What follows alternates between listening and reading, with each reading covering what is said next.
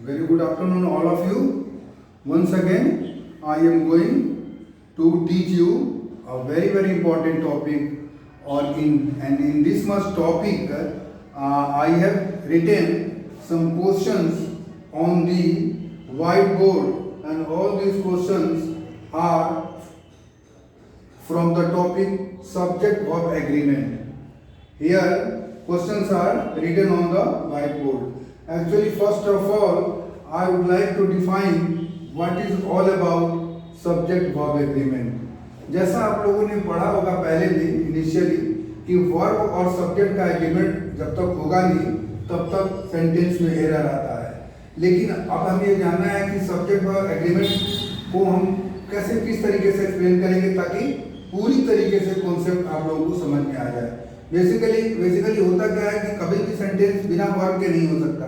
तो in the same way यहाँ पर है कि वर्ब और सब्जेक्ट का कैसे कॉम्बिनेशन बनता है। तो मैं यहाँ बताना चाहूँगा कि जो सिंगल सब्जेक्ट होता है हमेशा उसके साथ सिंगुलर वर्ब होता है और प्लूरल सब्जेक्ट के साथ हमेशा प्लूरल वर्ब होता है।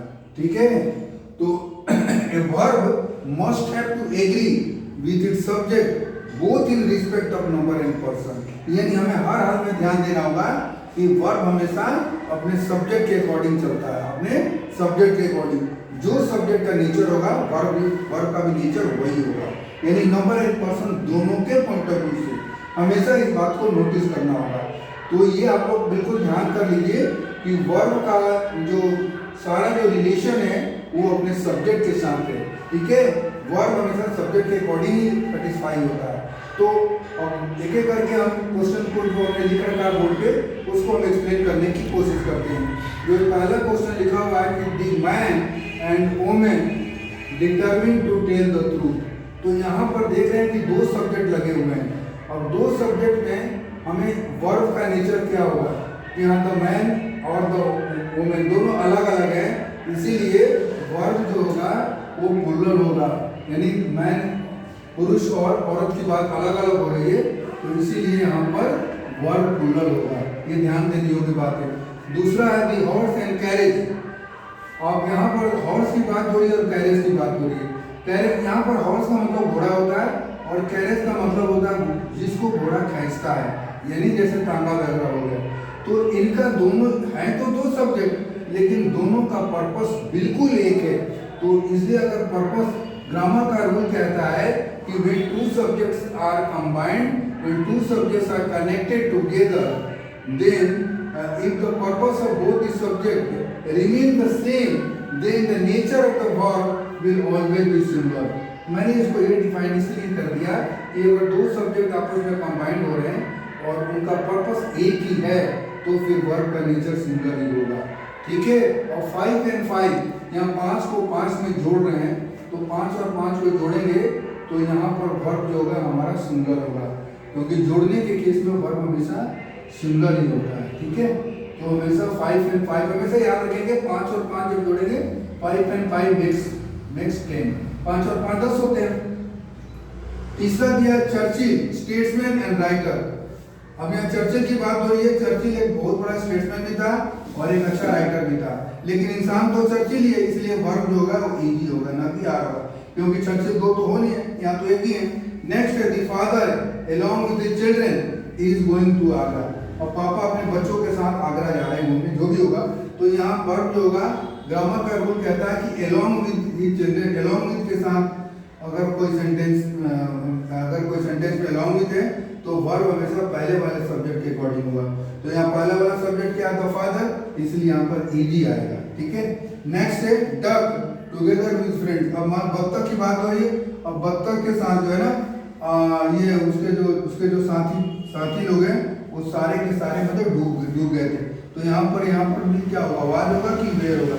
तो यहाँ ध्यान देने योग्य बात है कि टुगेदर विद, जैसे मैंने अलोंग एकदम बिल्कुल सिमिलर सिचुएशन है, यहाँ भी फर्स्ट वाले सब्जेक्ट के अकॉर्डिंग ही होगा, तो इसलिए यहाँ पर वर्ब होगा। नेक्स्ट है neither Ram nor his friends is present in the party function.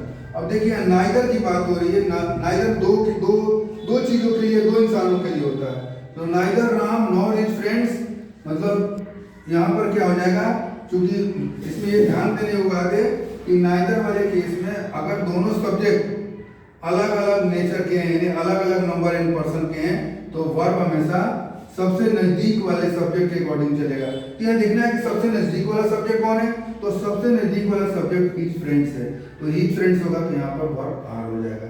ये एकदम बिल्कुल ध्यान देना होगा इस बात को। नेक्स्ट है neither he nor are in the wrong.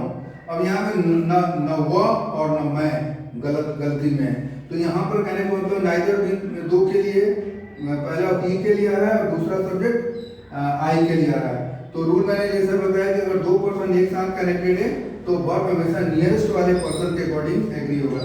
तो नियरेस्ट पर्सन इसमें वर्ब का कौन है, आई है, तो आई के अकॉर्डिंग एम होगा। नेक्स्ट है 20 माइल्स। अब is an are a long distance. अब 20 माइल्स जो है 20 माइल की दूरी को मतलब अलग अलग देखा जाए तो फिर फुल लगता है, लेकिन ऐसा होता नहीं है, ये यूनिट है 20 माइल्स।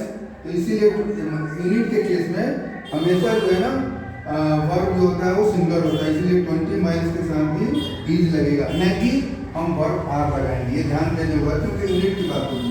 नेक्स्ट है much pains is are being taken to maintain law and order. अब यहाँ पर मतलब यहाँ मच पेंस जो अनकाउंटेबल नाउन है।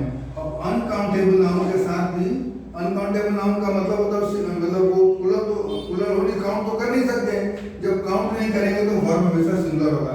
इसलिए much pains is being taken to maintain law and order.